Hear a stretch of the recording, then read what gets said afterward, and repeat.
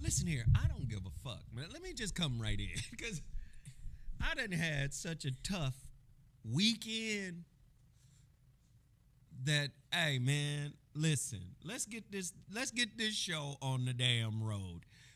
Welcome into the Zo What Morning Show, my weekly podcast, man. What is up? How is everybody doing? Sarah, how are you? I'm good. How are y'all? How are you? Ooh. Right. So weekend was fucked up. Yo. I haven't even sat down and just really processed the whole damn thing. But you know what? Hey, what up? How's everybody doing? Hey, let's all you Hey, listen, you're going to have tough times in your life, and you just got to push through them. You got to find ways to be positive about whatever is going on in your life, and you just got to get through it. Listen, it's par for the course for being a human being. I got a couple of things to just lay flat. Mm-hmm. And I keep saying this, but I feel like, you know, when you're in a good space, like with family and friends and, you know, people listen to you and they might admire the way you say things, or they might like your intelligence. But I don't really think they believe you until the fat hits the skillet or the rubber meets the road. And then when the rubber meets the road, they act as if you never said things that you've said previously. Mm-hmm. You know what I mean? So I want to use that as a caveat to launch this again. Nobody you follow on YouTube, no influencer, right? No professor, clinician, professional, preacher, politician, lawyer, judge, nobody you know got it all together. No. Nobody you know is perfect. Nobody you know is flawless. And the reason why I say that is because you can say all day in America, human beings are works in progress, whips. You can say it all day in America, but nobody really believes it until you're in a difficult moment with somebody. Mm-hmm. When you get in a difficult moment with somebody, we are conditioned to blame, right? We are conditioned to condemn those who hurt us, right? But nobody remembers, all along, we're works in progress, and we have to make space for each other's humanity in the interaction, right? Mm-hmm. We talk about it all the time. It's easy to take in intellectually. It's difficult to take it in experientially. When you have to experience somebody you love that you hurt, right? And then if you really love them, right? If you really love them, if you hurt them, that hurt you caused them is going to hurt you, right? Man, I'm just telling y'all, man. A lot of times people don't believe the flaws of humanity until humanity shows up in their lives. Hey, hello. I'm humanity. So I just wanted to go on a little diatribe. Everybody hit the like button. Welcome to the Zo What Show. We turned up right now. Yeah. Hi, we Vic, are turned up VIC. right now. We got a lot of stories. We got a lot of topics, but you already know what it is. I've got to promote black-owned businesses. Let me just say this right now. That big-ass bag I came in here with, that big bag of He Is Risen has been rolling out the door. Oh.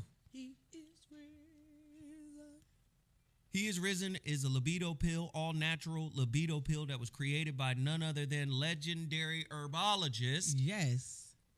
Dr. Russell Harrison. Dr. Russell Harrison has his own website that people should go to if they want to get detoxes, if they want to, cleanse their body, cleanse all of their organs and such. Go to russellherbals.com. But the only place you can get He is Risen is MrZoWhat.com. We got a red pill. We got a green pill. But both pills are uber powerful. And it was Dr. Russell himself who informed me that I was misinforming the people by telling the people to take one pill. He said for many people, one pill is too much. So, again, these are very powerful herbs, more powerful than the blue chews, more powerful than the blues, more powerful than the yellows, more powerful than the gas station pills. No headaches, no side effects, no sinus issues. None of that is associated with this. And trust me, I've had a few detractors. Oh, so this ain't working. One dude at the lounge was like, man, it was all hyped up. Everybody was telling me about it and whoop, whoop, whoop. And then a couple of days later, he came back in and said, man, it came on out of nowhere. I said, like possession. What? Risen cat. Right. Thunder. Thunder. Thunder. Thunder pipe. Oh! I'm trying to tell you. It'll increase your swipe. Hey, I'm trying to tell you. Hey, Funk Reward. All you got to do is email me your digital receipt and a picture of the package you received with the 2 bottles in it, and I'll send you that extra bottle you said I missed. Yeah. But you can't just jump in the chat and say I ordered this. Man, email me professionally. VOR106@gmail.com. It's on because the screen. who in the entire fuck is Funk Reward? Ooh. I know I didn't ship nothing to Funk Reward. Funk is in Jamaica. Okay. So all you got to do is email me Funk Reward. Packages go out on Wednesdays and Saturdays. Everybody hit the like button. Everybody hit the share button. Not everybody's hitting the like button. Everybody hit the like button. Everybody hit the share button. Hit the like button. Hit the share button. Let's get this thing trending. You already know YouTube has been doing what? Shadow banning. This is a brother with 72,000 subscribers, been stuck at 72,000 subscribers for damn near 2 or 3 years. People are not getting their notifications. So if you do come in here, please participate in getting the algorithm cracking. So it's 124 people in here right now. Let's get everybody to hit the like button. Everybody hit the like button. Everybody hit the like button. Somebody, Corey Taylor said, I've been hearing about these. Well, I'm trying to tell you, they are more than the real deal. And I was given a big-ass bag of green and red pills. The bag is rapidly dwindling. I want everybody to get over there. I want everybody to get to MrZoWhat.com. MrZoWhat.com. Make your orders right now. Make your orders today. Thank you for hitting the like button. Thank you for hitting the like button. And please don't forget, if you like the content that we're about to share up in here, can you please hit the super chat button? The super chat button is the little $ located at the bottom of the chat. We encourage everybody to support the chat because in supporting the chat, you support the channel. Can you support the channel today? Everybody, we ask for 2s and fews. That means $3, $4, $5, whatever you could give to support the channel. That in support of hitting the like button. We still only got 76 likes. We like to get the amount of likes to match the amount of people in the room. So we know more people will be coming in. So we want everybody to hit the like button. Moderators, can you ask people to hit the like button? Moderators, can you ask people to hit the super chat button? Moderators, can you ask people to go to my website and get heisrisen.com. Also on my website, mrzowhat.com, you can get Zoe Williams, my books. Mm-hmm. I'm a failed relationship guy. I've been told that I shouldn't even be teaching about relationships. Well, at the same time, I was also taught that you learn from your failures, right? See, we live in a society that seems to think people come out all right. They come out fully imbued with the knowledge necessary to grow up and evolve. But I was told making mistakes and failures are the conduit to success. That's what I was told. Mm-hmm. You make mistakes, you fail, you learn from the mistakes, you evolve, you get better. And a lot of times people fail to realize when you make a mistake and you learn from that mistake, let's be honest. Let's be 100% honest. How many times have you immediately changed your behavior after failing and learning from a mistake? Let's be honest. Sarah, how many times have you immediately changed a behavior after failing and learning from that mistake? Or did you have to fail a few times doing the same mistake in order to really get the message that was coming from the failure? You tell me. I think each time I failed, I chipped away at what the real problem was. Wow. So it's not a linear process of I failed. Mm-hmm. I made the mistake. I learned, right? I learned the mistake again. Mm-hmm. And then all of a sudden I just changed. No. Changing is a process. Growing is a process. And sometimes you got to hit your head on the same mistake more than once. Sometimes that happens. You understand? Sometimes that happens. But people in my position get put on a pedestal because I'm some funky ass influencer. I'm no better than any other flawed human being. Right? I make mistakes just like everybody else. This is why I wrote these books. These books are born out of my mistakes. They're born out of self-observation. You understand what I'm saying? They're born out of self-observation. Are you listening? You fail. You look at yourself. You take account of what you've done. You've hurt somebody you love. Mm-hmm. Right? Mm-hmm. You take account of what you've done. You make amends. You apologize. Right? Sincerely. Does that guarantee that you won't make the same mistake again? No. No. All right, y'all, let's get it. Let's get it. We talking about it right now. Go to my website, order my books, The Holographic Relationship or The Shrouded Lighthouse. Let me just say this right now. If you order my books, the money goes directly to PayPal and I get the money. I know these are going to sell out. I know He Is Risen going to sell. My Lord. Go to my website right now. Get your pipe game together for the winter. Get your pipe game together for the winter. Go to my website, www.mrzowhat.com. I know He Is Risen going to sell red and green. They're going to sell. And you better get them now because we don't know if they're going to make more. Hello. Oh, Dr. Russell's in the chat. Dr. Russell Harrison is in the chat. Everybody say what's up to Dr. Russell Harrison. I'm telling you right now, we don't know if Dr. Russell. Just happened. Huh? What'd you say? Oh, okay. I can't hear my headphones. Can you hear me? Can you guys still hear me? I'm not sure.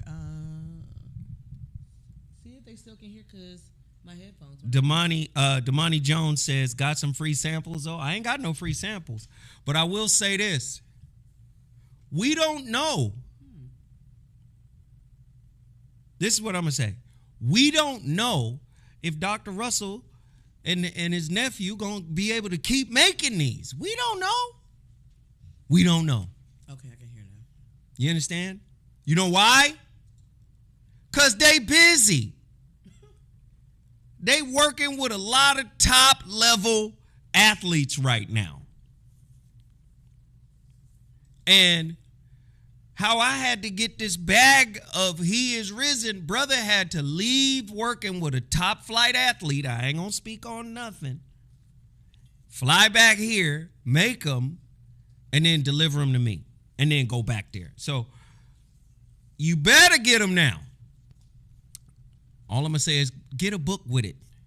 I get the money from the book. Yes. Get a book with it, yo. Everybody get a book. Everybody say what's up to Dr. Russell. He's in. Dr. Russell. Yo, he's in the chat. Everybody say what's up to Dr. Russell. Hit the like button, hit the like button, hit the share button. Okay, so I promoted He Is Risen, The Shrouded Lighthouse, The Holographic Relationship. Now I'm going to support The Situation Shift airs tonight on our TV. Yeah. Another episode. Remember, we still had 6 new episodes to air. So please tap in. Download your Our TV 78 app. Download your Our TV 78 app. Download your Our TV 78 app. And tap in tonight at 9 p.m. Pacific Standard Time. And you'll see my television show, The Situation Shift. Fire show. By the way, what is it? January, we're starting season number 2. Season 2. We're going to shoot 20 episodes. Mm-hmm. That's what it sounds like. Everybody's talking about 20 episodes for season 2. We got picked up again. They love the show. It's a fire show. We got new topics. We got new guests. We got celebrities, people coming. It's going to be dope as hell. Yeah. And I want you guys to participate in everything that I'm doing. Hit the like button. Hit the share button. Hit the super chat. Don't hold back today. Please continue to support. Please continue to show your love. Do that for your brother Zoe Williams, all right? This thing just keeps moving. And I don't. Oh. Let's get this motherfucker right. There it is. My Lord. This motherfucker. Do it again. There we go. So yeah. Is it new this week? Yes. I was told it is new this week. We still got episodes with Tony Massey. We still got episodes with Jeff Brown. We still got episodes with Lewis Dix. We still got episodes. Yeah, we got episodes. Mm-hmm. So I want you guys to tap in, all right? I want you guys to tap in. Please continue to support. All right? The books, He Is Risen, The Situation Shift. Also, if you need prayer, and I mean somebody to just pray with you. I don't mean somebody to do a ritual or anything like that, but if you needed that, that's fine too. But if you need somebody to just pray with you, and you want to reconnect with African spirituality, you just need somebody to just pray with you. Somebody who will call you at 3-4 in the morning and say, get up, let's pray. This is my brother Jawi Sola. Jawi Sola is from Nigeria. He is a Babalao of the Ifa, right? Tradition, spiritual tradition. When I tell you this is one of the most consistent, one of the most solid, one of the most respectful, in the belief system of Ifa, they call it Iwapwele. This is why I keep trying to tell people, man, do a little research on Ifa and what has come out of Ifa. You get Haitian voodoo, you get Cuban Santeria, you get Lukumi, you get South American Candomblé. You get all of these belief systems that come out of the mother Ifa, right? These are the American belief systems. These are the diasporic belief system that come out of Ifa. And one of the concepts in Ifa that is central to Ifa is Iwa Puele. Iwa Puele simply means good character. And just listen, don't get caught up on the words. People will take your words in a linear fashion. People strive to reach Iwapuele, just like people strive to reach peace. People strive to reach a state of consistent happiness. Don't you know, just because we speak it and it rolls off the tongue, it doesn't mean we are in a consistent state of peace or Iwapuele. But when I tell you this brother is one of the most consistent brothers that I've met, he will pray for you. And he will pray with Iwapuele, with good character. That's all I can say. And I'm asking y'all reach out to that brother. He is a good, solid, honest brother. Everybody hit the like button. Everybody hit the like button. Everybody hit the like button. Everybody hit the like button. Call. Shout out. Hit the like button. Hit the like button. Also, I want you guys to get hip tonight. The Voice of Reason on KBLA Talk 15. I got a slapper. I had a slapper last Thursday. I just couldn't do it. And besides, I was feeling under the weather. You know? I just couldn't do it last Thursday. I was getting pushback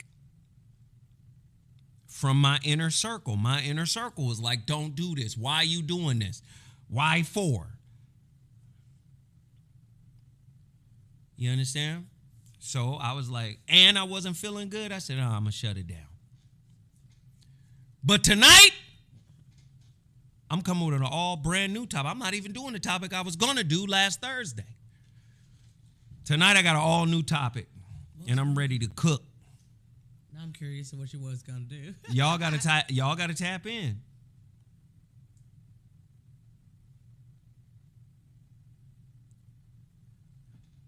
My god sister is texting me, hey, bro, how are you? Following up. I'm on the air. Live. Live from Inglewood. It's Zoe Williams. It's Zoe talking to his god sister. Hey, girl. So we got a great topic lined up tonight. It's going to be fire. I want you to download the KBLA Talk 1580 app. I want you to download the Oh, yes, exactly. I want you to download the KBLA Talk 1580 app. Download it right now. It's going to be lit. 7 to 9 p.m. Pacific Standard Time. Again, go to my Apple Podcast. Go to Spotify. It's everywhere. Spotify, Stitcher, Pandora. This podcast is everywhere. It's in the top 3% of all podcasts in the world. And you can call in. Oh, you can call in and get your talk on. When I tell you this thing is going to be ridiculous, when I tell you this thing is going to be fire, No trust cussing. me. And there's no cursing. No cuss. I know you guys get used to me being on YouTube and you think, oh, yeah, he cussing. No. You can't call in and cuss. This is terrestrial radio. So I want you guys to be mindful of that when you call in tonight. All right? Everybody hit the like button. Everybody hit the like button. I want everybody to pay attention to the numbers, too. Let's see how many people watching this show. You know this is abnormal. You know I think it was Tone Talks who talked to me about how YouTube suppresses views, right? You see what's happening. They suppress the views of particular people, right, for a purpose. I'm just here to tell you, all right? And we'll talk about that purpose at some other time, but look what's happening. 72,000 subscribers, only 272 people in the chat. And I need y'all to be active. Go to my website. Go support these businesses I'm about to rattle off. Total Package Energy. Get Total Package Energy right now. Support. Been supporting these guys for over 9 years. Go to Total Package Energy right now and get the B12, the vitamin C, or the pea protein energy shot. Support. Also support Shepherd Family Sweets. or what? Shepherd's Sweets. Shepherd's Sweet, I like just Shepherd's Fair. named something else. ShepherdSweets.com. Support ShepherdSweets.com. Again, a lot of good stuff at ShepherdSweets.com. I want to see you guys go over there and support a black-owned business that's run by a sister. Please support black-owned businesses that are ran by sisters. All right? I want y'all to support this black-owned business that is run by a sister. Please support this black-owned business that is run by a sister. ShepherdSweets.com. Also, if it ain't real, it ain't Beal. Beal Sauce. Please continue to support this black-owned business out of Sacramento, California. Support. Beal Sauce. 3 different flavors. All 3 of them are good. All right, let's move. We're moving. Okay. Let's run through it. Cassie. Okay. P. Diddy. Aye. Case closed. Hey. Sean Diddy Combs reaches settlement with ex Cassie Ventura after R&B singer accused rapper of rape, abuse, and sex trafficking. Oh.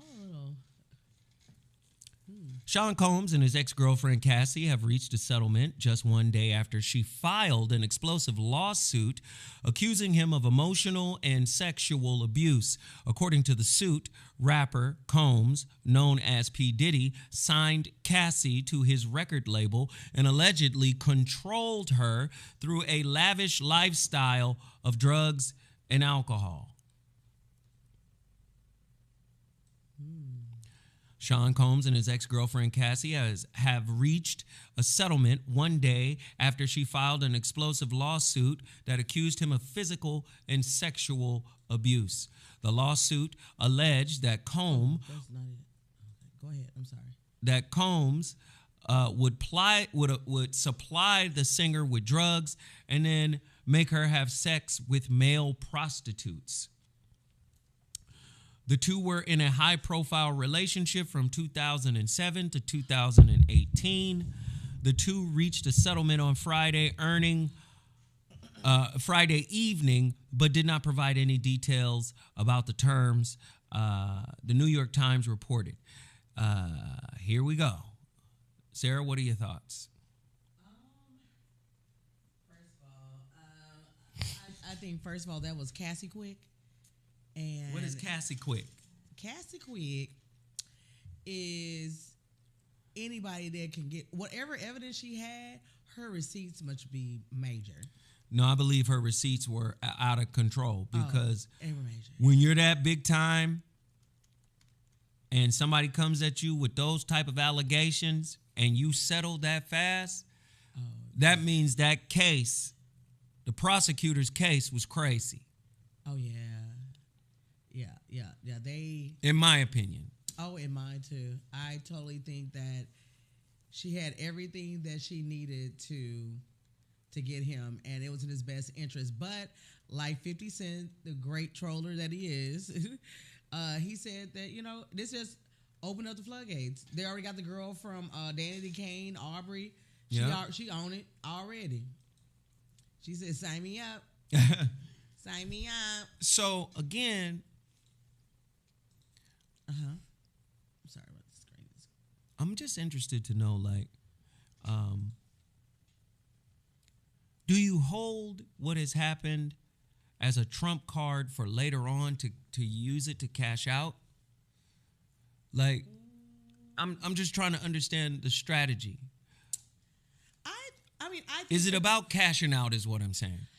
I think that on one hand, this one part of me is thinking maybe her and her husband, they're sitting up there, I may have to look at a sale or two or get a coupon, not be able to buy whatever I want to, and realize, wait a minute, I'm sitting on a gold mine. No, but I think they were well-to-do. I think they were okay. I don't think they actually needed the money. I don't know their business, but I think they're all right.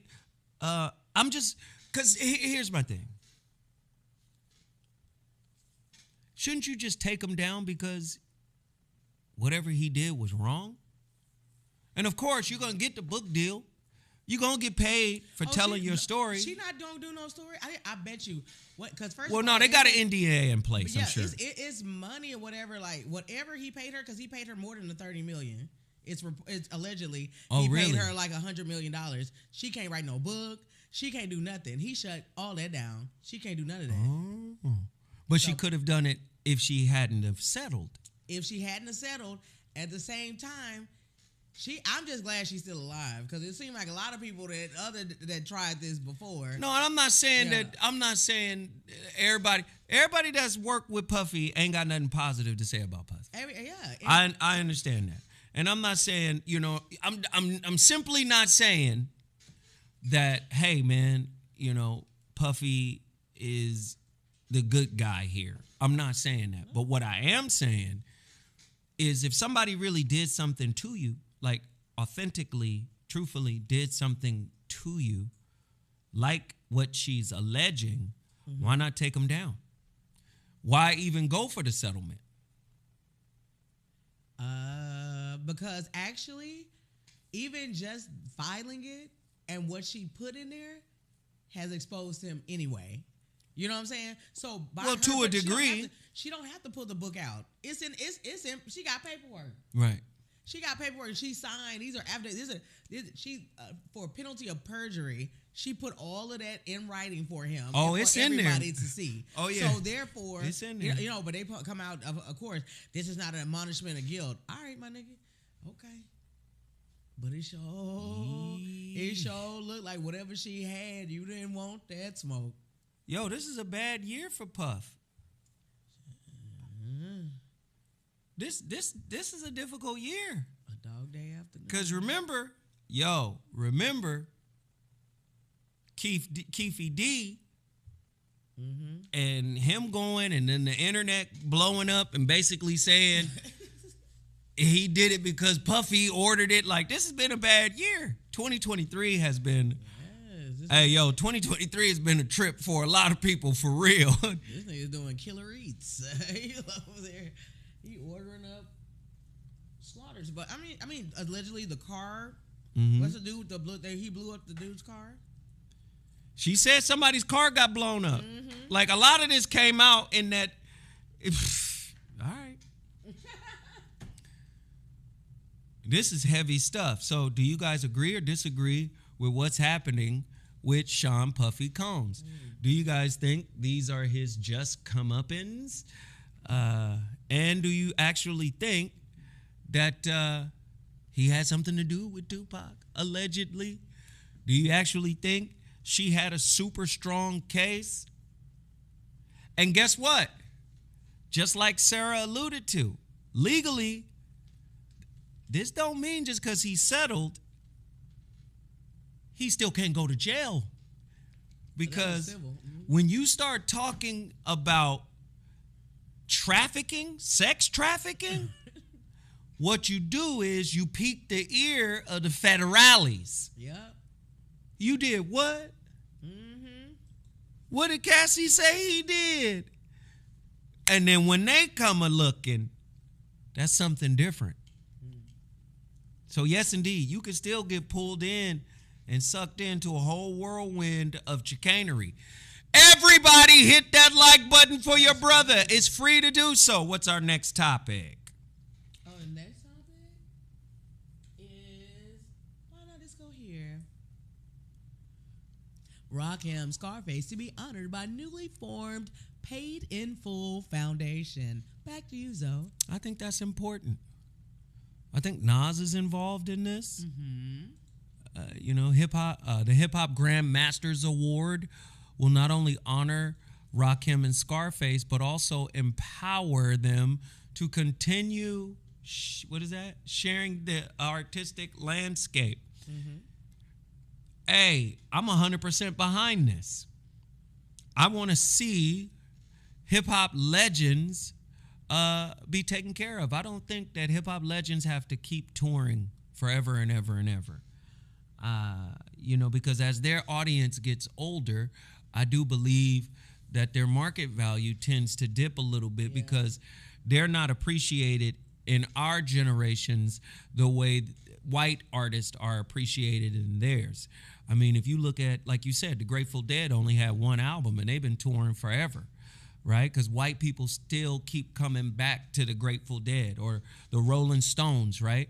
Mm-hmm. White people still keep lifting the Rolling Stones up after 60, 70 years of running around as skeleton bones on stage performing. Yeah. So I think this is beautiful to be able to set up some type of, foundation for hip-hop legends in particular. There are a lot of legends out there that need Medicare, or health care, or medical insurance, dental insurance, life insurance, the ability to be able to pay their bills. So I really believe that this is a good look. And I was told that Nas is behind this, Nas and others, Nas et al. I was told that he's behind it. And if he is, kudos to that brother Nas. And please continue to look out for the legends. Huh? It's like a hip hop hospice where like they give money, they give them like what to maintain their lifestyle or give them like allowances. You know what? Even if it was I think a hip hop hospice is a great idea, especially if you have some of the legends that are suffering from cancer and they need to be taken care of in that way. Mm-hmm. They need to be made comfortable in their last days. I think that that's an exceptional idea. Maybe that's another idea you float out there. Somebody should create a hospice for ailing hip hop legends. Nah, holla at your girl. I got the idea. Nah, I think that's an excellent idea. All right. Yeah, I think that's an excellent idea. And especially shout out to Brad Johnson, aka Scarface. Scarface, legend. Legendary Scarface, one of my favorites, man. One of my favorites. When they say hip hop insurance, it's hip hop insurance. I'm gonna say it again, man. I'm gonna say it again. Please don't come in here thinking that Zoe Williams got it all figured out. That Zoe Williams is perfect. Zoe Williams ain't close to perfect. Zoe Williams is one of the most flawed human beings you'll ever meet in your life. And don't wait until you find out to believe me. Right? Mm-hmm. Don't wait until I've had a low moment to believe me. Right? I have to keep reiterating this because I feel like when I say it, nobody really listens until they experience it. Right? Sorry, Trumager. This is my fault. You know? And that's unfortunate. Please hear me when I say two sides, a struggle, right? Let's move on. What else we got? Sorry, it's Brad Jordan. Sorry, Trumager. Man, they always get you.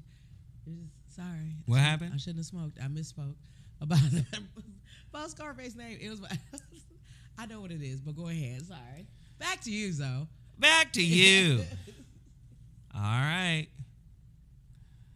Listen, LSU star Angel Reese speaks out amid rumors of suspension due to low GPA. Louisiana State University LSU women's basketball team has been surrounded by swirling controversy. Now, you know there's some in-team fighting. It's a lot of different stuff going on in terms of the chemistry that we're hearing. Speculation regarding the status of their star player, Angel Reese. Angel Reese has broken her silence, asking followers not to believe everything they may be reading about her. She says, please don't believe everything you read in terms of her GPA. All right. Recently absent from the team, Reese's situation has been a topic of intense debate and online drama, especially following a social media exchange between her mother and the mother of teammate, what's her name? FLUTE Johnson. She's a hooper, though. Oh, yeah, she's straight Yeah, hooper. they some and hoopers. Rapper. Yeah. Reports from LSU Tiger TV and Outkick indicate that Reese's suspension is allegedly due to a low GPA, a detail that surfaced amidst social media spat involving grammatical errors and academic performance. Notably, former LSU player Alexis Morris and Jasmine Carson were mentioned in relation to this unfolding drama.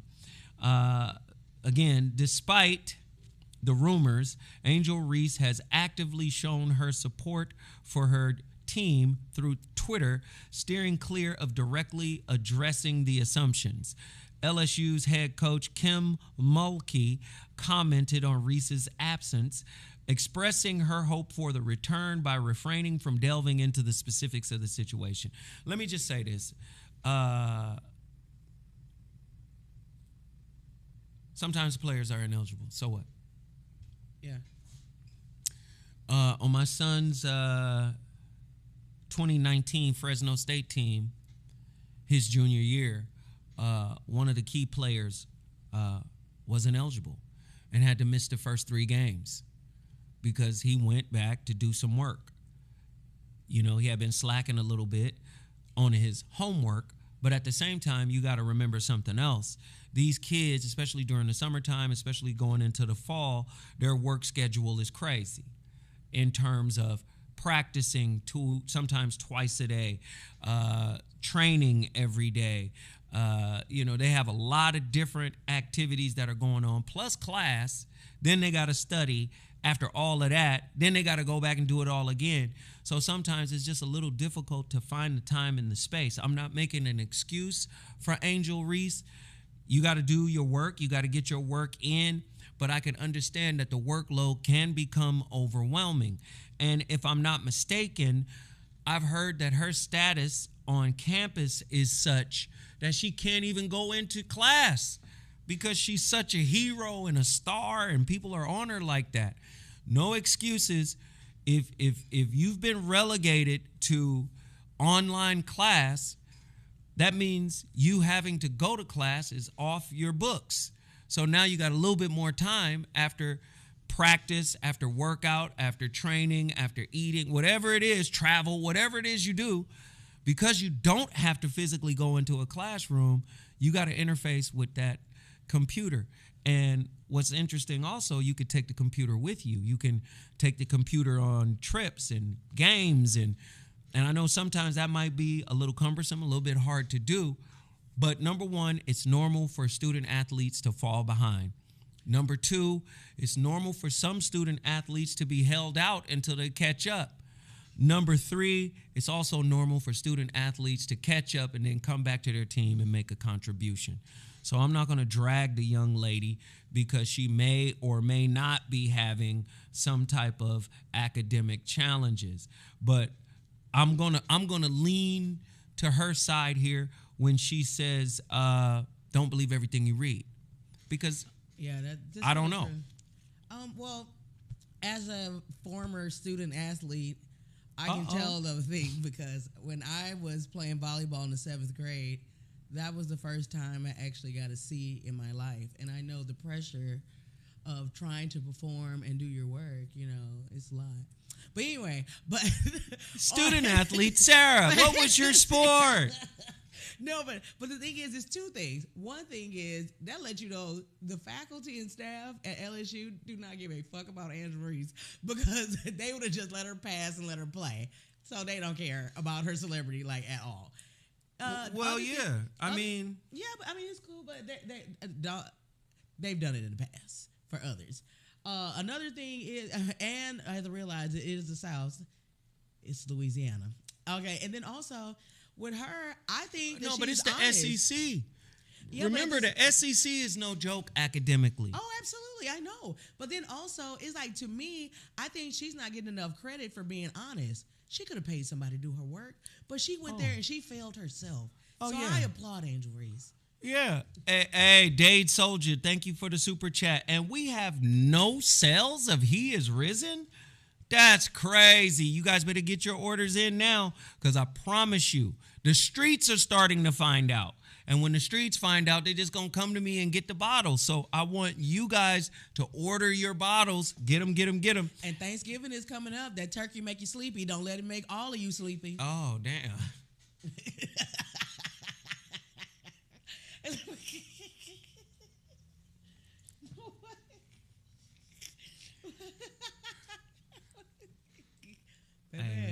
Listen. Wake up, honey, wake. Listen. Hello? Oh, my God. Don't let it make all of you sleepy. What the fuck? One of them turkeys fat. Hey.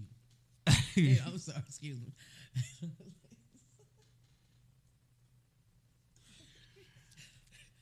Next story.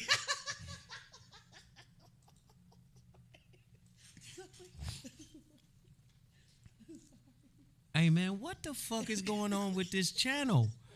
What's up? It is a new week. It is Monday. Can y'all turn up in the chat? What is happening? Hit the like button.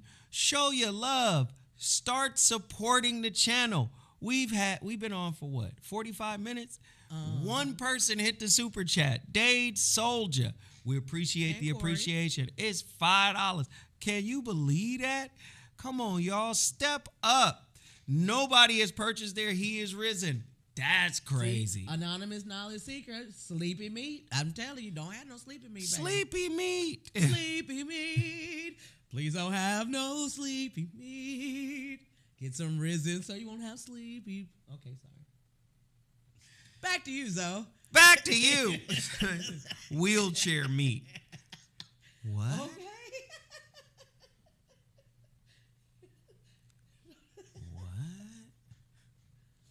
Oh my God.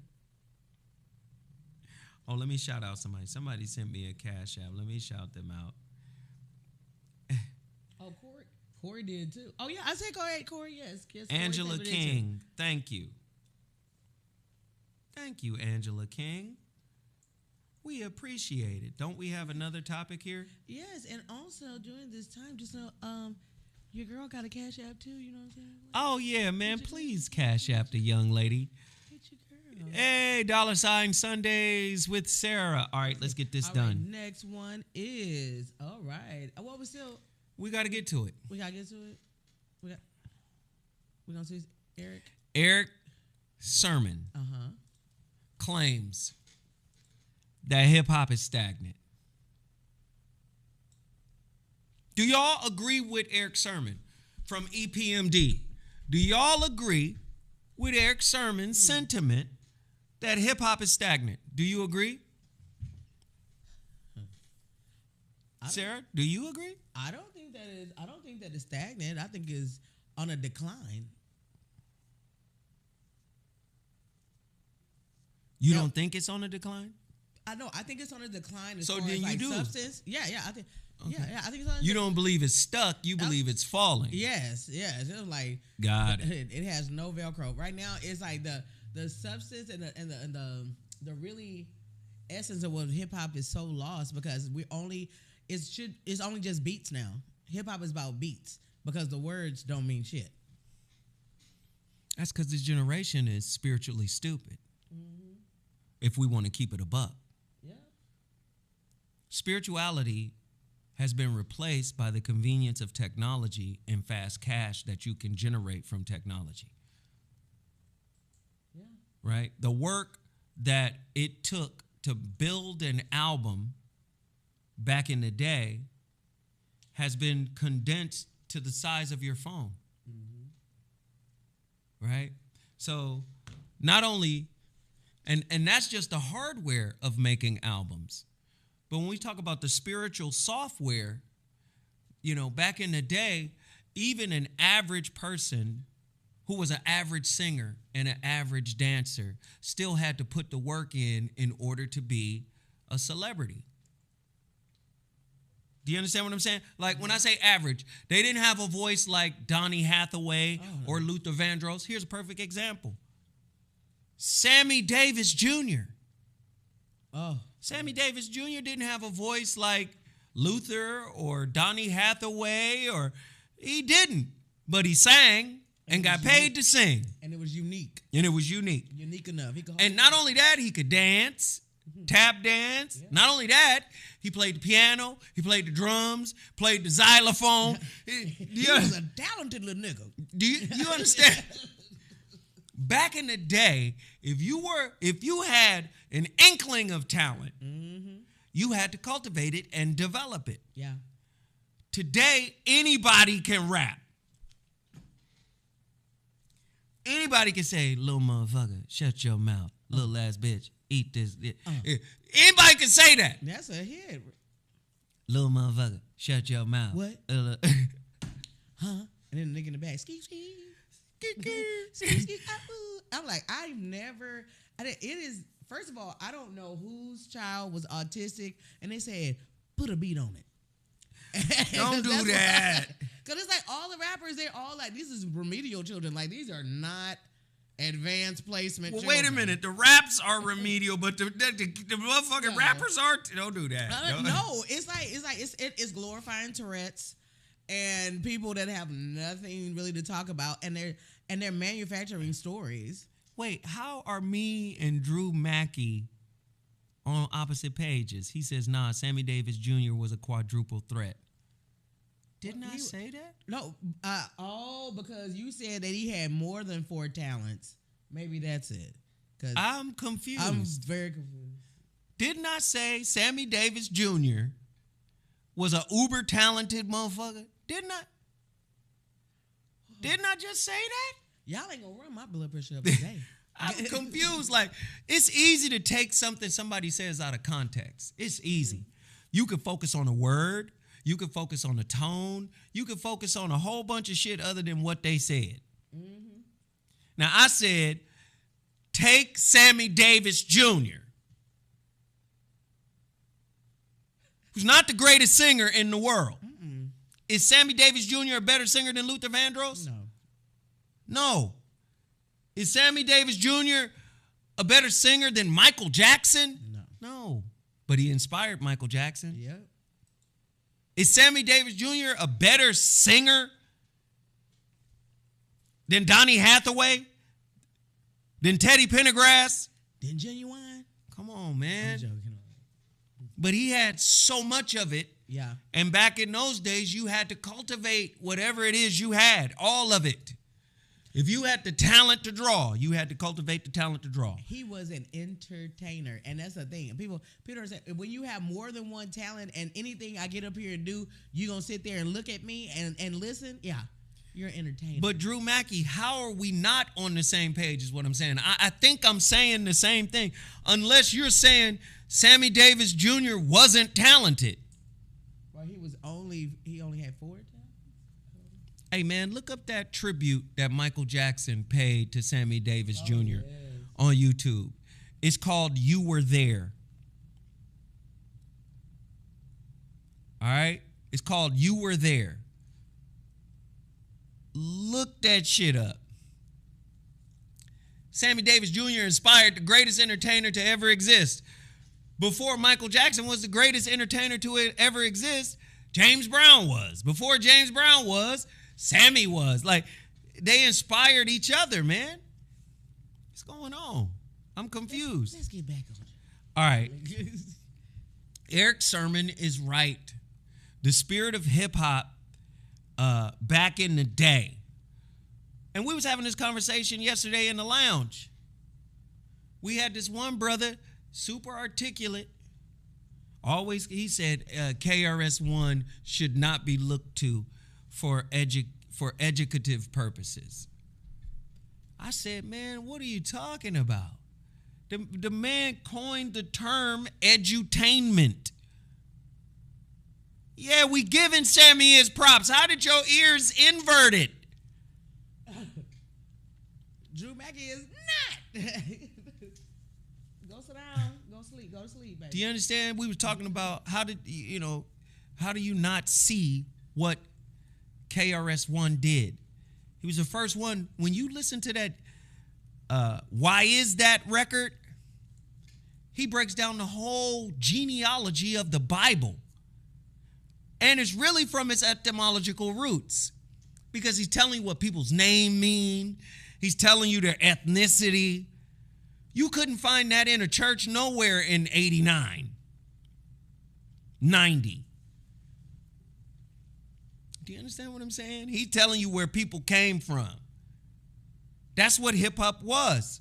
When one of hip hop's first 2 records was a record to talk about what was happening on the streets. The first one was and the chicken tastes like wood. Hey, and the chicken too. Yeah, have you ever been over a friend's house to eat and the food just ain't no good?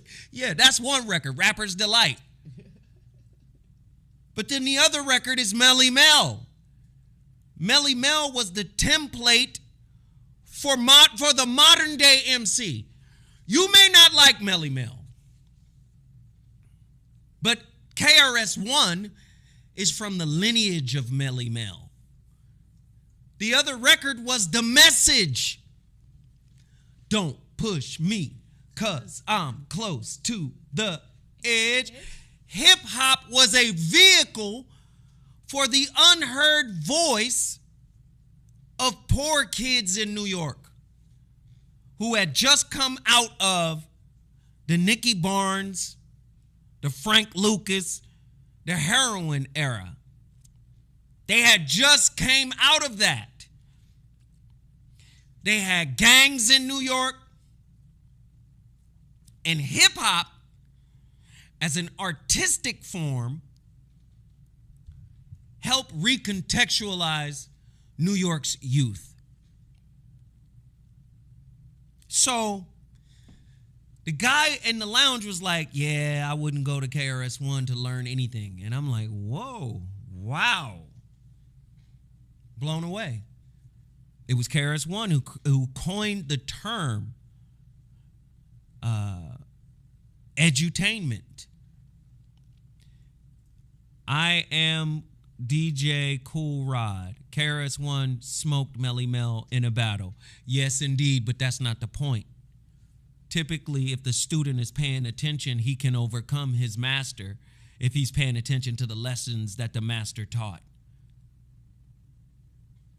According to Kool Moe Dee, there's three branches, there's three trinities, I should say, in hip-hop.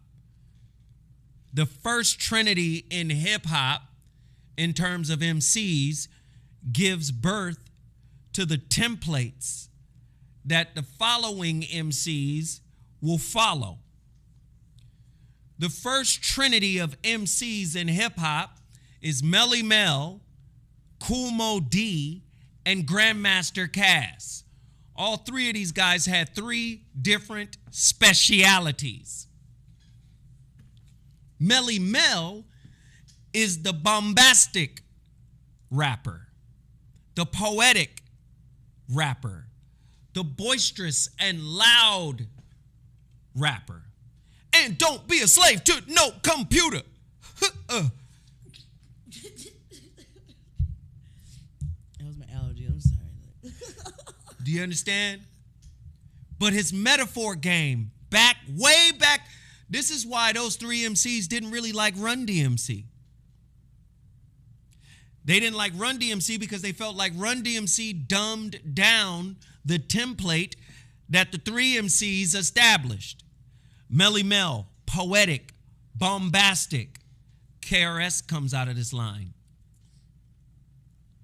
MCs like KRS come out of this line. And then later, these guys the lines start to blur. You get guys like Biggie who take from all of the three original lines.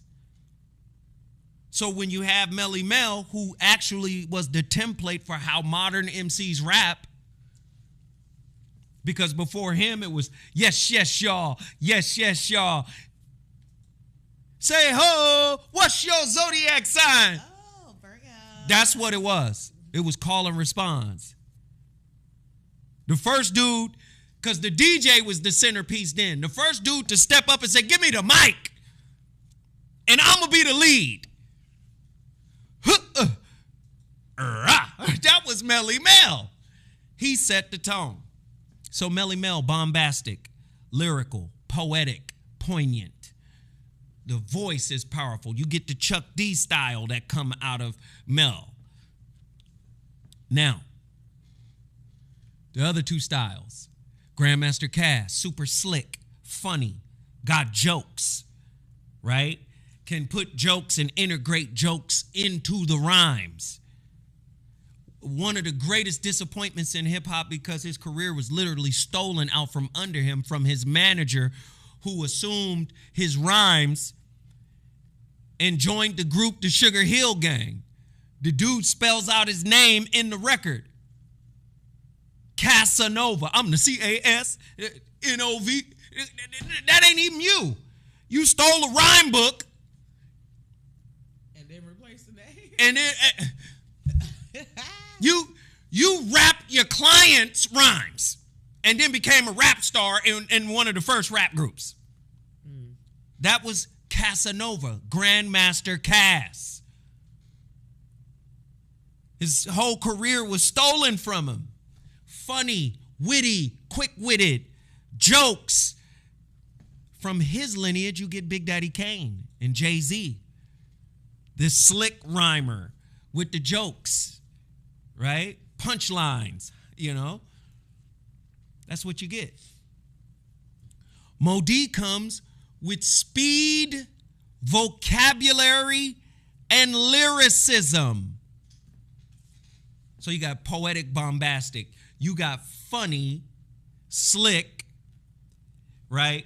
Quick-witted. Then you got speed, vocabulary, lyricism. That's your first hip-hop trinity of MCs. You know who the second trinity is? Kane, KRS, and Rakim. And all three of these dudes are reflections of the previous trinity. KRS, Melly Mel. Big Daddy Kane, Grandmaster Cass. Rakim, Mo D. Rakim will tell you, if it wasn't for Mo D's lyricism, Rakim takes Mo D's lyricism and adds what is known as the ulti-flow to it. When Rakim flowed like he played a saxophone, he took Mo's lyricism and put it into that format. That's your next trinity. I'm going to give you the other jewel that Mo gave. He said, with every trinity, there's a superstar. For the first trinity, the superstar was Run DMC. For the second trinity, the superstar was LL. Man, y'all don't know hip-hop. You think you know hip-hop, but you don't. And for those you that don't know, Zoe used to be an A&R.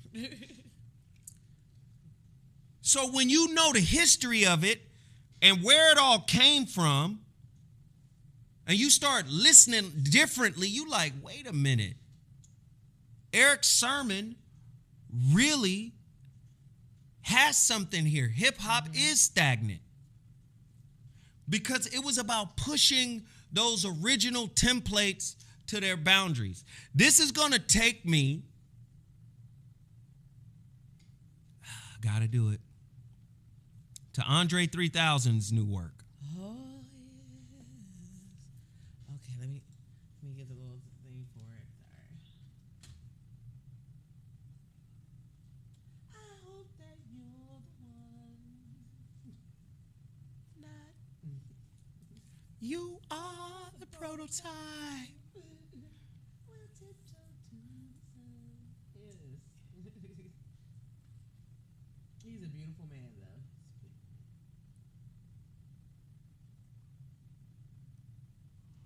Yeah, well. So I was sitting in the lounge with a couple of music guys yesterday, and, you know, one is a music manager, talent manager or whatever, and another one is an actual artist, and they were wanting to talk about my perspective on Andre 3000's latest album. And I had told them at the time I haven't heard it yet. And then I got a chance to listen to it. I got a chance to hear some pieces of it or whatever.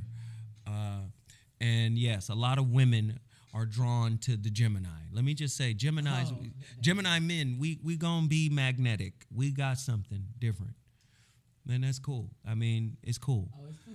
Miles Davis had it. Prince got it. You know, I mean, just keep naming niggas. Tupac. I mean, even Biggie. You know, Biggie has it. You know, it just is something about the Gemini man. Andre's one of those guys. Andre has super celebrity, super status. We love the brother. We respect the brother. I had to throw in the Gemini piece on top of it. But well, let me guess. You're a Gemini. let me just say this. For what the album is, what it is a vibe. And I understand what he was going for. I feel like he missed the mark, though. Not on what he was going for, but I feel like he missed an opportunity for many of the reasons that I stated before in talking about hip-hop history. We're in a time where hip-hop and the young kids need a different example than what's available currently. And I think a lot of times I heard what he said about being 48 and rapping about a colonoscopy and all of this and that. And I get it. I understand. But there's no time limit on a God-given gift. God gave you that gift. You're complaining about your celebrity. God made you a celebrity. Source put you in that position to inspire and motivate. To me, you get so personal about what it means to you and how it makes you feel. I understand. But heavy is the head that wears the crown. God put you in a position to move and magnetize the masses. You understand? Yeah. God did that. And I think, no disrespect to this album. This album is a great effort for what it is. It's a vibe. Put it on while you're having sex. Put it on while you're writing.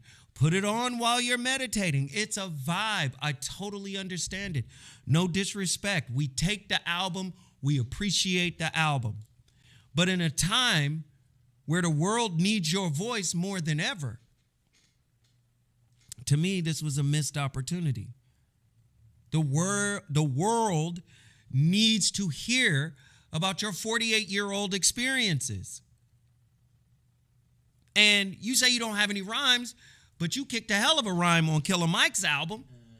That song is nominated for a Grammy. You kick every time. Listen, over the last few years, you done came out a few times and you done kicked fire. So don't act like you can't rap no more, because you can. And when you do it at God level status. We live in a time of sexy red. You trying to tell me the counter opposite of that imagery isn't needed? Listen, Kool Moe Dee is one of my best friends. I talk to him all the time. And I talk to him about social media. Moe Dee hates social media. He doesn't want to participate in technology at all. He thinks it's part of the dumbification of the masses. And I agree with him to some extent. But I've always advocated to him, your voice is too powerful, brother. You need to get out there. I'm not going to get online. I'm not going to I'm not going to, film myself talking. I said, have somebody else do it. Yeah. Your word got to get out there. Every time my brother Moe Dee is doing a lecture somewhere and a snippet of his speeches get out, it go viral. And I say, yo, you're missing a great opportunity to put yourself back out there. He hates the way the system works. But the stance that he's taken takes his voice out of the mainstream of what's happening. Right? Mm-hmm. So, again, that's the same. I liken the action to Andre. Oh, I'm not rhyming. I'm not doing that. I don't think I have anything to talk about. Yes, you do. As many experiences as you've had, yes, you do. And I believe this brother is tripping. You think Make a double album. One album is peace pipe, smoking, meditation in the backyard, underwater music. Great. Then the second album is food for thought.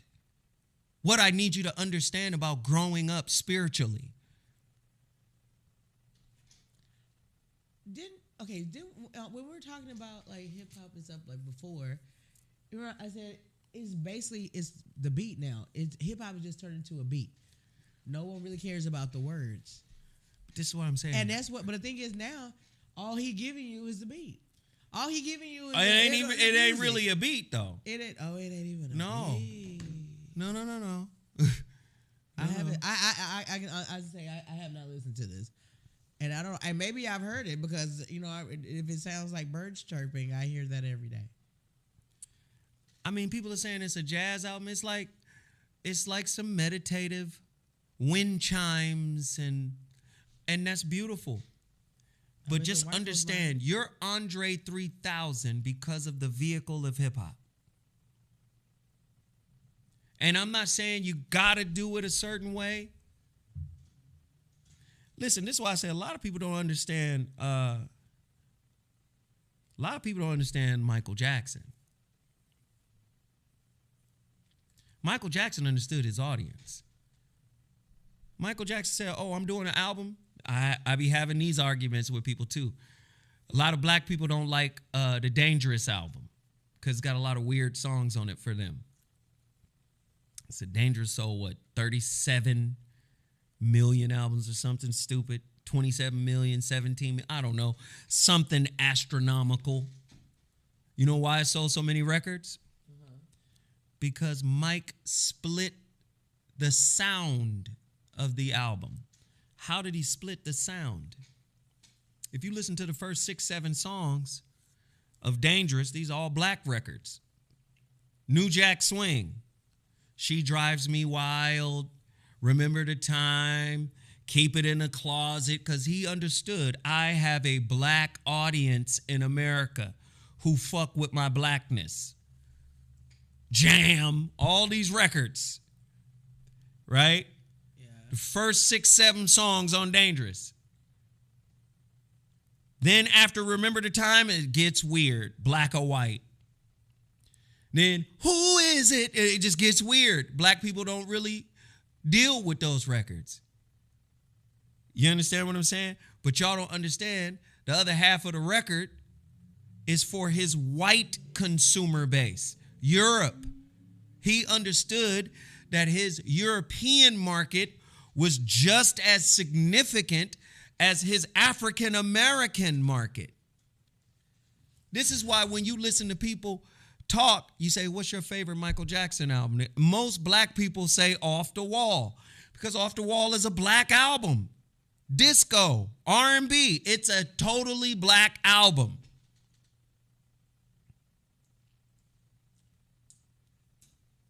Man, right, 32 million records sold on Dangerous. Listen, I said the white folks be. I'm telling you, I bet you mainstream. They're like, oh, are you listening to that Andre? This album is going to be coming the Obama of white folks' conversations with black people. Oh my God! Have you heard the sisters love it too. Sister told me yesterday, I'm on my way to the beach to listen to the Andre 3000 album. I said, more power to you. But it's almost like a beautician that does the most, like she's known for doing bomb sew-ins. You know what I'm saying? She's the coldest sew-in specialist of hair in the city, and now this bitch only do braids. You like, wait a minute. Bitch, where's the sew-in action? You know and listen, like, I just miss him because he's so talented. Yeah, I'm not trying to be negative about the brother, and I understand he has his own process and he has his own movement and he gets to go in the direction in which he feels most comfortable in doing so. I'm just saying, one thing about Michael Jackson, he never left his audience hanging. And that's why a lot of people wasn't fucking with black people wasn't fucking with Whitney Houston. Well, like that. And look, he's Gemini. Let's use Prince as an example, especially in juxtaposition of, say, a Michael Jackson. Michael Jackson was focused on what the fan needed. He made sure, I'm going to make records that move them. Prince, on the other hand, was more like, I don't give a fuck what you like. This is why when Prince came out, first off, do you listen how different 1999 sounds from the next album?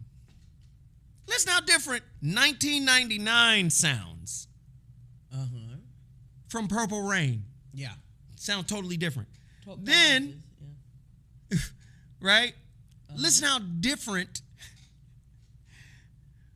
what is it, around the world in a day or whatever it is, how different that sounds from Purple Rain. Prince did music for himself, to gratify himself, which is the same thing our brother Andre is doing. He said, I started this album and then I let the wind blow me in a particular direction. Okay, cool. No disrespect to the good brother. But say Mike was different. Mike said these records have to penetrate the masses. They have to mean something to the people. And all I'm saying is, good brother, you're a twin. You can do both. Mm-hmm. You can gratify yourself. You can acknowledge your spiritual growth and where you are with this beautiful album, with this vibe. But I feel you missed an opportunity as a griot. Remember, hip hop and being an MC makes you a griot. You got to teach the masses, and the youth need to understand why you're Andre 3000. Absolutely. The youth needs to see, like, oh, this why he mattered to everybody. And I feel like that's a missed opportunity.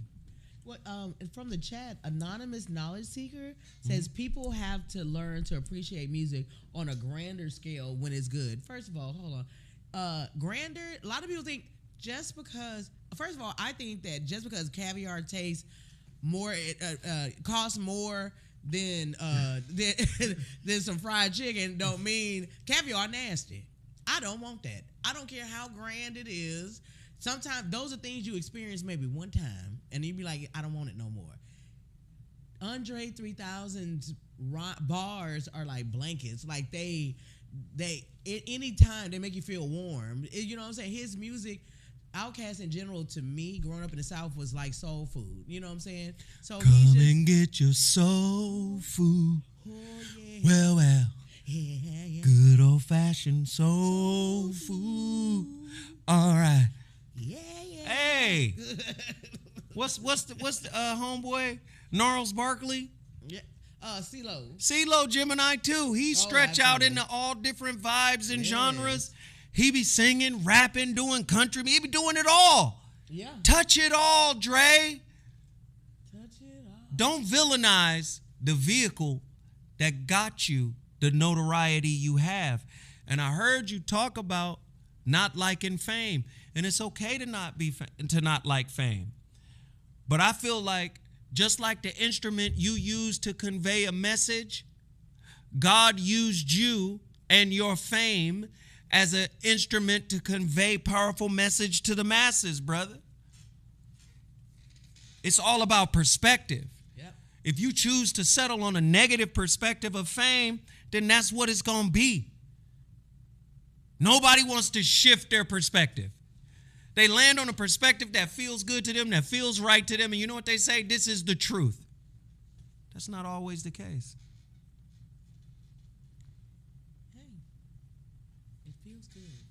That's not always the case. And this is not like an admonishment of the brother. Who the fuck am I? I'm not trying to admonish anybody. I'm simply saying, bro, there's a lot, man. A lot could have been done. I think, maybe you should revisit the idea of doing this, man. Maybe you should revisit the idea of, maybe saying something or presenting something that could mean something more. You know what I'm saying? And I knew back in the day, when did the last double CD, The Love Below, come out? I knew back then, as an A&R person, we had Stankonia. Stankonia was ridiculous. Yes, I said, what the fuck is going, these boys right here from the South, they done took this thing to an entirely different level. These boys through the roof. I said, even at the Stankonia part, I said, okay. I said, all right. I said, now, where the fuck they gonna go from here? Then I got the double CD. Yeah, that they won every award possible. I said, God damn, they done went even further than the Stankonia. Yeah. Okay. But when they got to that Love Below album, I said, now, I don't know how they gonna top this. And they said they can't. And I'm not putting that on them. I'm just saying I felt like, where do you go from here? Yeah. After going so far out into the universe on those records, how do you pull it back down to just boom bap? So then there's the creative challenge. So I said, oh, it's gonna be a while. That was like 17 years ago, wasn't it? Shit, I guess. Oh, let me see. What was the love below? I know it was a long time You know, ago. Andre and Lauryn Hill, both Geminis, Baby, see both themselves crazy. at a higher spiritual level. And I get it. But what I'm saying is Gemini can be toxic too. And part of that toxicity is about just disconnecting, right? And I don't want to be bothered. I'm going to disconnect and disappear. And Oh, it was. you get what I'm saying? I'm just saying. The Speaker Box Love Below album came out in 2003. Yeah, it was like 17 years. That's crazy. No, that's You heard 20 what years Lauryn ago. Hill said to the fans? Y'all lucky I even showed up. It's 20 years. To me, that's arrogance and hubris and a lot of things, you know. But I feel like God gives you a gift. God gives you a talent. No, but I think That gift and talent is for expression, and the expression is for the people that are able to receive that expression. But I think also with Lauryn Hill, it also should give you a glimpse into why she ain't done shit. Because of her. Reason why you can get another album and things like that is because of her and how she is. Her pride has been her downfall. She's been telling everybody for years. The way she acts, the way she interacts with people. I think with Andre, I think he thinks this shit is amazing. Wherever he in his life, no disrespect. Let me just say, you light some candles, you turn off the TV, and you just play this, and you just sit there, and you just vibe with it. You know, it's amazing for what it is. Is it like Hip Hop Yanni? Yes. Yes. Yes. Is this John Tesh? Yes, it's in the background. Yes. So do you think 3000 is just in a different phase in life and wants to present something different? Yes, I do believe that. Maybe his experiences over the last 20 years pushed him in this direction. Yeah. If you're being pushed, you're being controlled. Please just understand, like, it's not about being pushed. It's about understanding naturally, this is how I arrived at this point. Mm-hmm. It's not about being pushed. I got another homeboy who I believe is an amazing artist. But because hip-hop did him wrong, he said, I'm not using hip-hop no more. Oh. Now, he's an amazing artist and jazz musician, and he fly as hell. But because he didn't like his interaction with certain hip-hop artists, he decided to not use hip-hop beats anymore. Well, have you heard of Church Hurt? This is hip-hop hurt. That's what I'm saying. Like, you know what I'm saying? It's a whole thing. Don't listen. Like I said, don't let your resentment be the fulcrum of your creativity. Don't let your resentment be the reason why you decide to cast hip-hop out. Or your dissatisfaction, don't let that cast you out of hip hop. What I'm saying is, cast yourself back in to hip hop, because God made you Andre 3000. Well, could it be that the powers that be don't want him back in like that? Because if that's the case, he wouldn't have an album on Apple getting streamed right now. But it ain't him. It ain't his regular. But do you think that if he came with it? It would have just. Which do y'all think would have? Watch the chat. Okay. Please respond to this question, chat. Okay.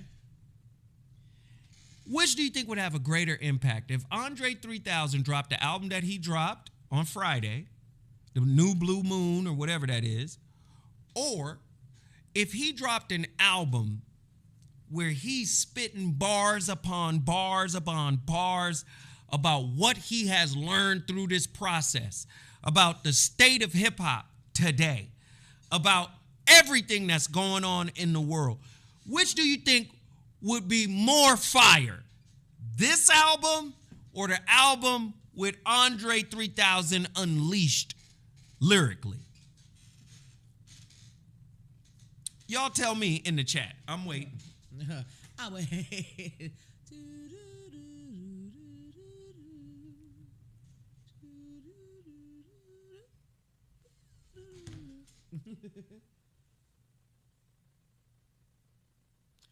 Maybe this was an album needed to get him off the label. But You think? He hasn't made one in 17. What was this the last thing? Somebody said bars. Unleashed bars. You already know lyrics. Unleashed for show. The latter, definitely the latter. Andre Unleashed bars. James Blank said this album. That's fine. JB? Nobody's judged here. No, You like this album, you like this album, but I'm seeing bars. He said he has nothing inspiring to talk about. This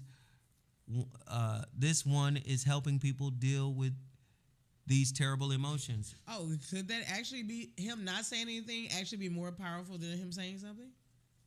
You think? The Bible says in the beginning the word was God. Hey. The Bible didn't say the word was silence. My Lord. The fuck? He broke that up. God said you got to talk. Shit, I had to take a step on that. I'm like, what happened? What they doing over here? Nothing. Okay.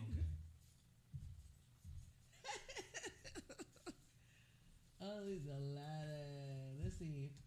Maybe it's the flute for a season. And if I just learned how to play a new instrument, I would be eager to show the world. Signed, LaToya Young. Hey, girl. Hey, Centel Jefferson. Let me just listen. There's 400 people in here. All right.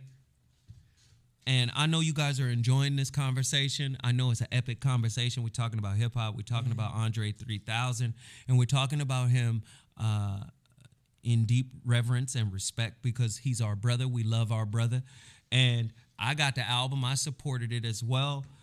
But I need you guys to support me too. All right? Go to my website, MrZoWhat.com, and purchase one of my books, The Shrouded Lighthouse or The Holographic Relationship. Or, like I said, we're selling these specially designed for this show, herbal libido pills for men, okay? These herbal libido pills for men created by the legendary Dr. Russell Harrison over at russellherbals.com. We want everybody to support in the best way that they know how. You can also support this channel by dropping $3 or $4 on our super chat. The super chat is that little $sign at the bottom of the chat room. We need to really support this channel because if I tell you how much we've gotten so far with close to 400 people in, or a little bit over 400 people in here, you guys are going to laugh about it. It doesn't even add up to 50 cents a person. So we would ask people to support the channel. We would ask people to support our individual super chat or our individual cash apps. Please continue to have our backs on this because this is crazy, all right? This is crazy. Can y'all get in here and support in a major way? MrZoWhat.com for the He Is Risen or my books, or you can just hit that super chat down at the bottom of the chat room. Now, let's get back to it. What else did we have? We had this. Oh, that's not it. Okay, no, I think that was it. That's the only ones that you. That's the only ones you sent me. No. I got one more. What's the? Let me go over here. Let me see. Oh no, you actually got every last one of them. But I do. Can I have a topic right now? Yeah. Lil Boosie. You know, Lil Boosie badass. You know what I'm saying, from the South. You know, right now a lot of people are upset because he is asking for his coins. He said a lot of these people that have sampled his music and his lyrics on their albums have not paid him royalties. They sampled his song and did not. He said the paperwork is coming. He received a lot of backlash because a lot of people are saying that he just mad. He just mad because the other people's song. Did they copyright infringe him? Yes, they did. Rod Wave was one of the people he got on social media. He was telling him, bro, just pull up. You know what I'm saying? Like, we'll say as long as it ain't no crazy number, I'll break bread with you or whatever. My whole thing is, and people get mad because Boosie not doing that. Number one, if this was Beyonce, y'all be mad telling her to sue the pants off somebody. But because it's Lil Boosie, they're saying that he's mad because the other thing was more popular than his. Pay the person their money before you do that, before you release anything. Because younger kids out here today think that the world owes them and they can just do whatever they want to and not have any consequences behind it.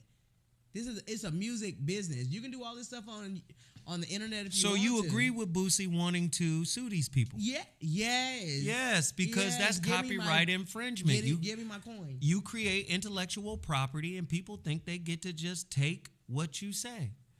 They've been doing that to me forever. My relationship dismount book. Mm-hmm. There have been people on TV talking about I'm still learning how to dismount from toxic relationships. Where did you get that concept from?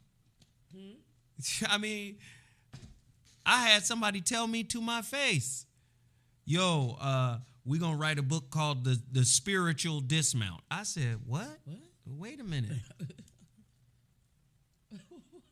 You're talking to the author of The Relationship Dismount.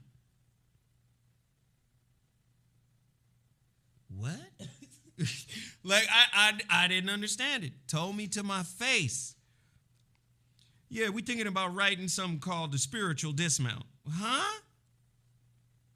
To the author of The Relationship Dismount, you going to write the spiritual. Okay.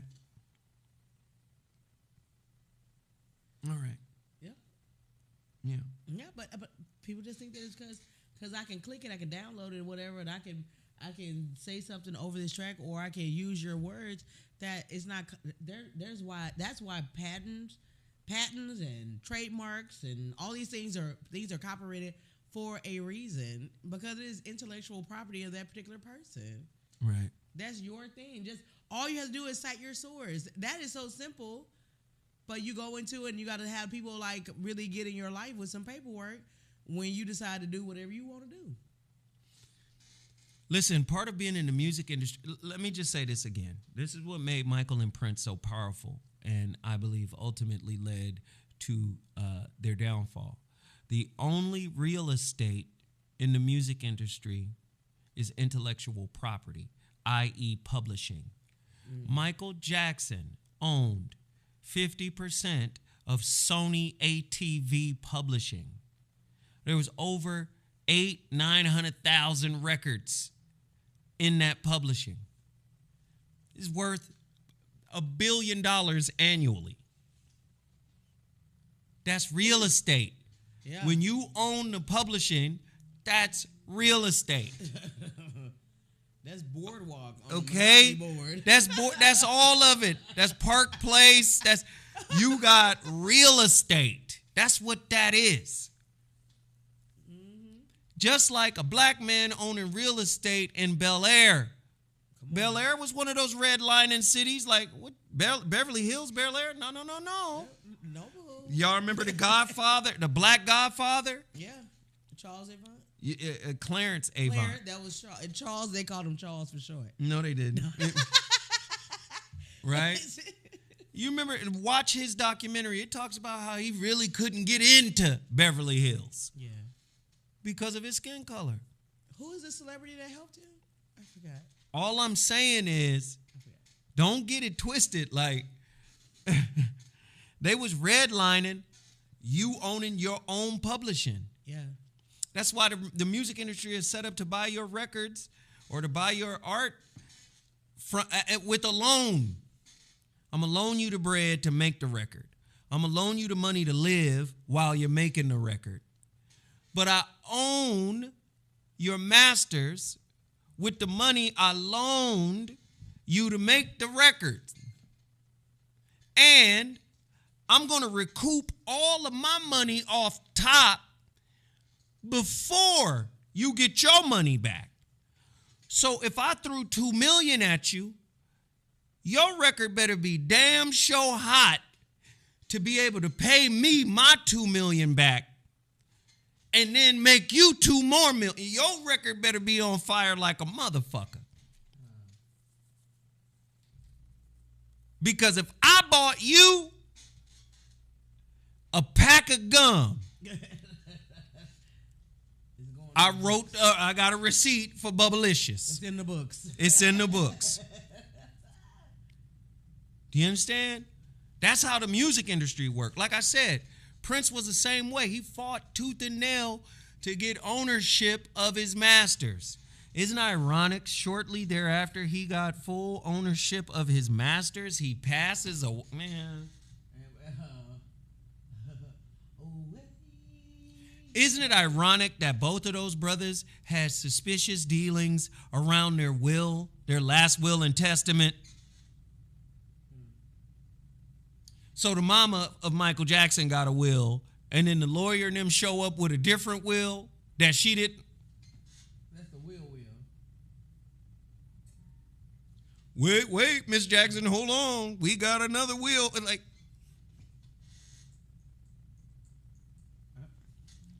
Prince ain't even got a will. Like, yeah, he don't have a will.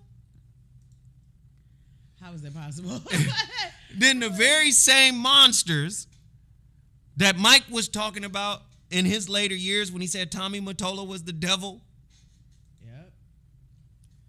When Prince, hey, you know Prince was on this music industry shit too, right? The very same monsters wind up owning both catalogs. That's crazy. They sell Michael Jackson's share in Sony ATV publishing for $795 million, something like that. That's nearly a little over 200 million less than its annual value, or a little over 200 plus million over his share. Because if he owned 50% of it and it's worth $1 billion a year, that's $500 million a year for him, right? Mm-hmm. And y'all sell the whole thing for $785, $795? And the value of this thing is only going to accrue. And the first estimates of it was worth $40 billion.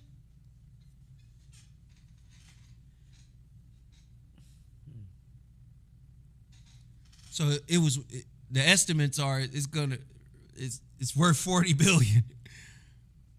And y'all took $795 million? Then there's that.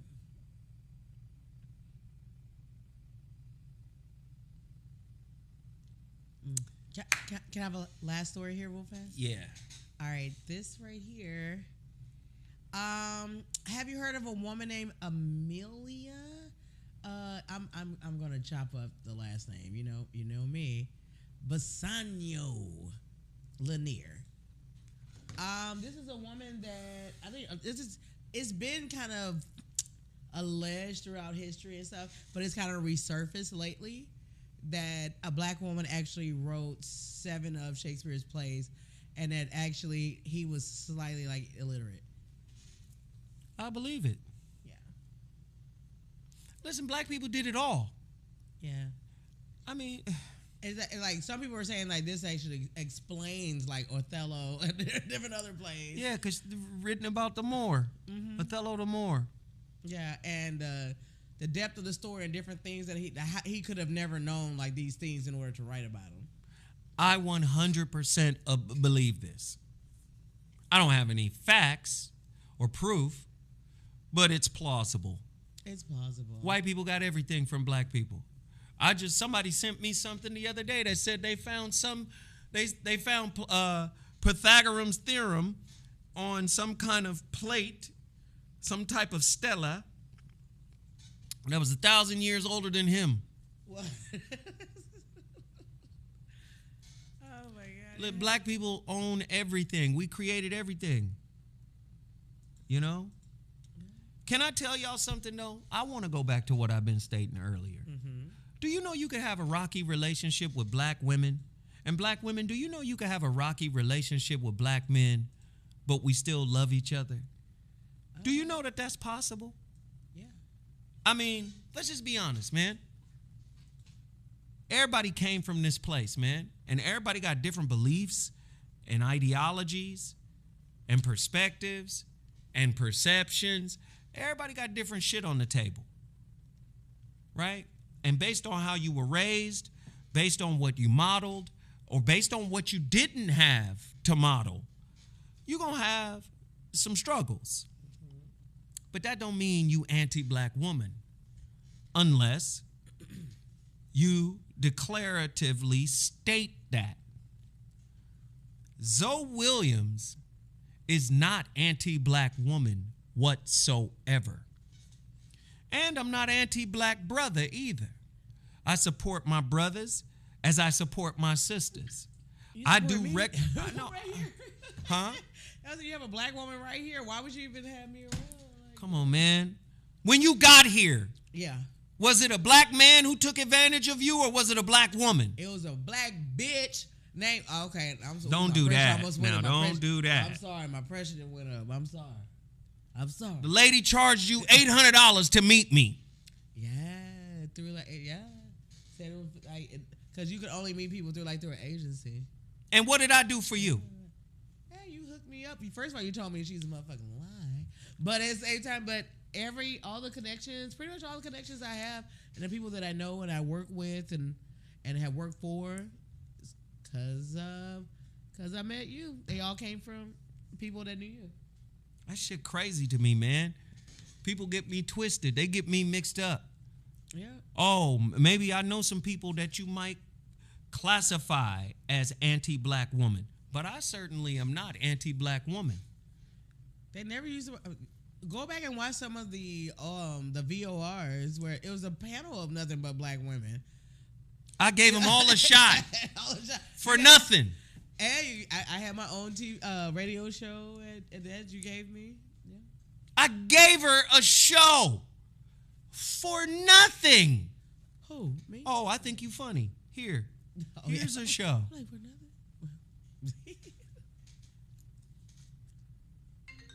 It was a good show too, guys. We're gonna go back.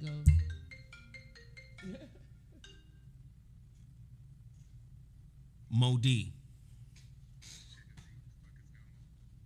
Hey, Mo D, I am live on the air, brother. I'll have to call you back.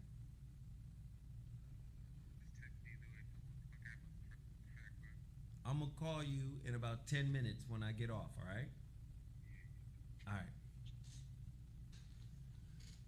Oh my God. I've gotten like 5 spam calls. You got Mo D calling, Cool Mo D calling your phone.